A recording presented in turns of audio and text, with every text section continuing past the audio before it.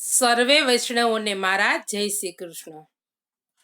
આજના સત્સંગમાં આપણે શ્રી મહાપ્રભુજીના 84 બેઠકમાંથી બેઠક પહેલી શ્રીમદ ગોકુળ ગોવિંદ ઘાટના બેઠકજીનું ચરિત્ર સાંભળવાના છીએ.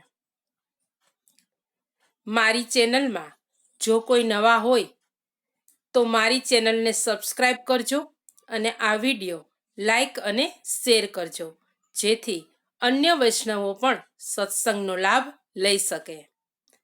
આજના સત્સંગમાં સાંભળીએ બેઠક પહેલી શ્રીમદ ગોકુળ ગોવિંદ ઘાટના બેઠકજીનું ચરિત્ર.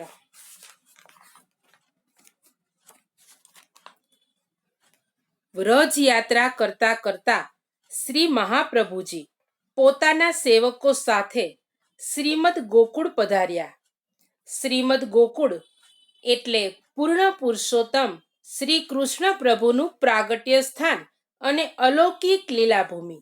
ભક્તોએ તેથી જ હર હંમેશ શ્રી ગોકુળવાસ ઈચ્છ્યો છે અને કોઈકે તો ગાયું પણ છે કે સદા મન શ્રી ગોકુલ મેં રહીએ, ગોવિંદ ઘાટ છોકર કી છૈયા બેઠક દર્શન પૈયે. આવા શ્રીમદ ગોકુળમાં બિરાજતા શ્રી ગોકુલેશ પ્રભુનું સુંદર નિરૂપણ શ્રી ગુસાઈજીએ શ્રીમદ ગોકુલાષ્ટક નામના સ્તોત્રમાં કર્યું છે.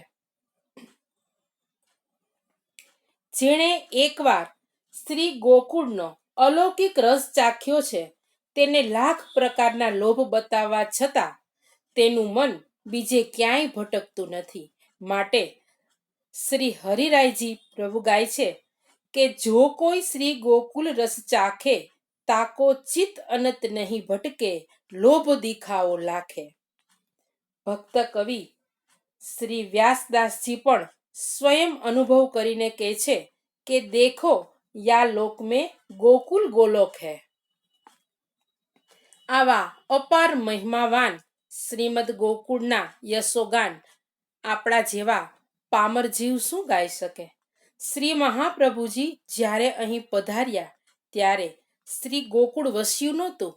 ત્યાં કેવળ ગાઢ વન આવેલું હતું. આપ શ્રી દામોદરદાસ હર્ષાની સાથે શ્રી યમુનાજીના કિનારે પધાર્યા. શ્રી યમુનાજીના દર્શન કરતા જ આપ શ્રીના હૃદયમાં અલૌકિક આનંદ પ્રગટ્યો. તે દિવસ વિક્રમ સંવત 1549ના શ્રાવણ સુદ ત્રીજ ઠકરાણી ત્રીજનો દિવસ હતો. આપ શ્રીએ શ્રી દામોદરદાસજીને આજ્ઞા કરી કે દમલા શ્રી યમુનાજીના કિનારે અહીં ગોવિંદ ઘાટ અને ઠકરાણી ઘાટ આવેલા છે. મહાવનથી ગોવિંદ ઘાટ સુધી શ્રી ઠાકોરજીની હદ છે. ઠકરાણી ઘાટથી રાવલ સુધી શ્રી સ્વામિનીજીની હદ છે. પરંતુ અહીં કોઈ વ્યક્તિ નથી જે આપણને આ બંને ઘાટ બતાવે. ત્યારે શ્યામ સુંદર શ્રી યમુનાજી પોતાના આધિભૌતિક જળ પ્રવાહ ઉપરથી સુંદર વસ્ત્રો અને ષોડશ શૃંગાર સજી શ્રી હસ્તમાં કમળની માળા ધારણ કરી શ્રી મહાપ્રભુજીની પાસે પધાર્યા. શ્યામ સુંદર શ્રી યમને મહારાણી કી જય. આપ શ્રીએ અતિ આનંદપૂર્વક શ્રી યમુનાજીને દંડવત કરી વિનંતી કરી, આપે અહીં પધારવાનો શ્રમ કેમ લીધો? શ્રી યમુનાજીએ આજ્ઞા કરી, આપ જ્યાં બિરાજો છો તે જ ગોવિંદ ઘાટ છે અને આપની જમણી બાજુએ ઠકરાણી ઘાટ આવેલો છે. અહીં જે છોકરના વૃક્ષ નીચે આપ બિરાજો છો તે બ્રહ્મનું સ્વરૂપ છે, માટે આપ અહીં જ બિરાજજો. શ્રી યમુનાજીની આ આજ્ઞા સાંભળી શ્રી મહાપ્રભુજી પ્રસન્ન થયા અને શ્રી યમુનાષ્ટકના 9 શ્લોકથી સુમધુર પૃથ્વી છંદમાં શ્રી યમુનાજીની સ્તુતિ કરી. શ્રી યમુનાજી અંતર્ધ્યાન થતા આપે દામોદરદાસજીને યાજ્ઞા કરી, દમલા જોયું ને, શ્રી યમુનાજી કેવા પરમ ઉદાર છે. પછી આપ શ્રીએ ત્યાં બિરાજી શ્રી યમુનાજીમાં સ્નાન કરી શ્રીમદ ભાગવત સપ્તાહનો પ્રારંભ કર્યો. શ્રાવણ સુદ એકાદશીના દિવસે શ્રીમદ ભાગવત સપ્તાહની પૂર્ણાહુતિ થઈ. રાત્રિના સમયે આપ શ્રી યમુનાજીના કિનારે પોઢ્યા હતા સૂતા સૂતા આપ શ્રીને દૈવી જીવોના ઉદ્ધારની ચિંતા થઈ. આ દૈવી જીવો 5 દોષથી ભરેલા અને સ્વભાવે દુષ્ટ છે, જ્યારે પ્રભુ સર્વ દિવ્ય ગુણોથી અલંકૃત અને નિર્દોષ છે. સદોષ જીવનો નિર્દોષ ભગવાન સાથે સંબંધ કેવી રીતે થાય? આમ વિચારતા વિચારતા મધરાત થઈ ગઈ. પ્રભુ આચાર્ય ચરણનો સંદેહ દૂર કરવા શ્રાવણ સુદ એકાદશીની મધ્યરાત્રિએ ત્યાં પધાર્યા. આપ શ્રીએ સુંદર કેસરી ધોતી ઉપરણાનો શૃંગાર ધારણ કર્યો હતો. શ્રી મસ્ત પર કેસરી પાઘમાં મોરચંદ્રિકા શોભતી હતી. મંદ મંદ સ્મિત કરતા, ચરણારવિંદના નુપુરનો કલરવ કરતા, શ્રી હસ્તમાં લાલ લકુટી ધારણ કરીને જ્યારે શ્રી ગોકુળચંદ્રમાજી શ્રી મહાપ્રભુજીની પાસે પધાર્યા, ત્યારે મેઘલી અંધારી રાત્રે ગોવિંદ ઘાટ ઉપર દિવ્ય અલૌકિક તેજ છવાઈ ગયું. આપે શ્રી મહાપ્રભુજીને યાજ્ઞા કરી, તમે ચિંતા કરશો નહીં. આ બ્રહ્મ સંબંધ મંત્ર હું તમને આપું છું. તે તમે જે જીવને આપશો તે જીવને હું કદાપી છોડીશ નહીં. શ્રી ઠાકોરજીના આ વચનો સાંભળી શ્રી મહાપ્રભુજી ખૂબ પ્રસન્ન થયા. આપ શ્રીએ સિદ્ધ કરેલું કેસરી રંગનું સૂતરનું પવિત્રું શ્રી ઠાકોરજીને ધરાવી મિશ્રીનો ભોગ ધરી શ્રી પ્રભુના અલૌકિક સ્વરૂપના દર્શન કરતા કરતા શ્રી મધુરાષ્ટક દ્વારા આપ શ્રીની સ્તુતિ કરી. પછી ત્યાંથી શ્રી ગોકુળચંદ્રમાજી અંતર્ધ્યાન થઈ ગયા.